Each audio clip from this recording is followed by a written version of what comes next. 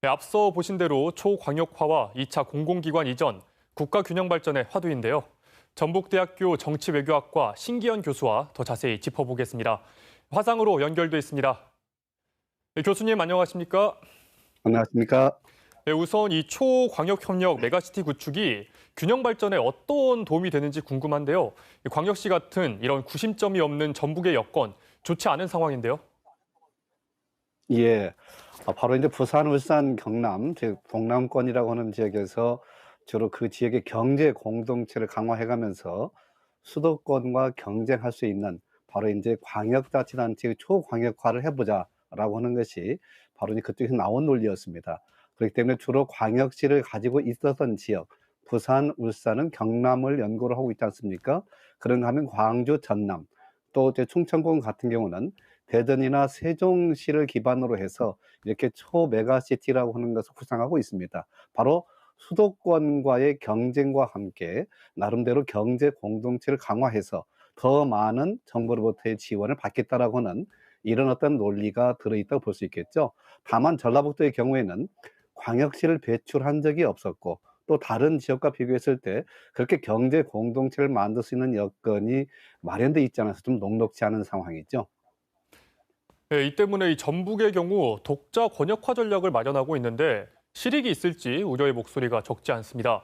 어떻게 보시는지요? 예. 교수님이 생각하시는 대안이 있을까요? 뭐 특별한 대안이 있었으면 벌써 나왔겠죠. 그럼에도 불구하고 대안을 찾을 수밖에 없겠죠. 잘 아시겠지만 전북의 경우에는 영호남의 격차에서도 소외되었고 또 수도권과의 격차에서 소외되었고 또 거점 지역이 자꾸 광주로만 가는 바람에 이쪽에 호남권에서 소외된 변방으로 전락해 버렸습니다.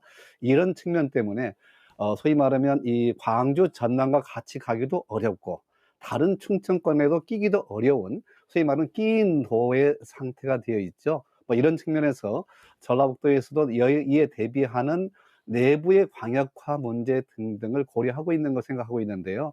우선은 새만금의 광역화랄지 또는 이쪽에 전주, 완주의 광역화랄지 또 이쪽에 바로 이제 동북권에 있는 지리산권 뭐 어떤 이런 자치단체 조합을 중심으로 해서 특별지방자치단체 하는 문제가 있을 겁니다. 더 나아가서는 강원도처럼 아예 강원특별자치도를 구상하고 있는데요.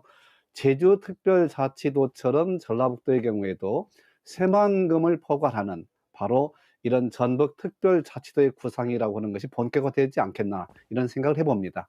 네, 2차 공공기관 이전 계획 이번에도 빠졌습니다. 지난 총선 그리고 내년 대선을 앞두고 구체적인 계획이 발표될 것이란 이런 기대가 컸는데 어떻게 보십니까? 이것은 상당히 어려운 문제죠.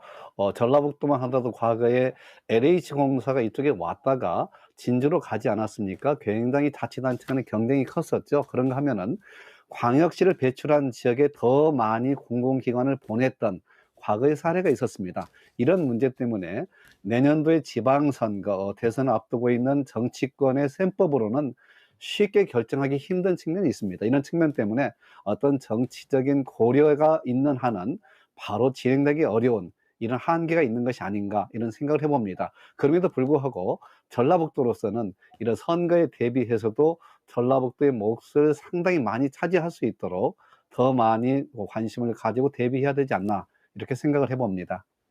네, 교수님 오늘 말씀 여기까지 듣겠습니다.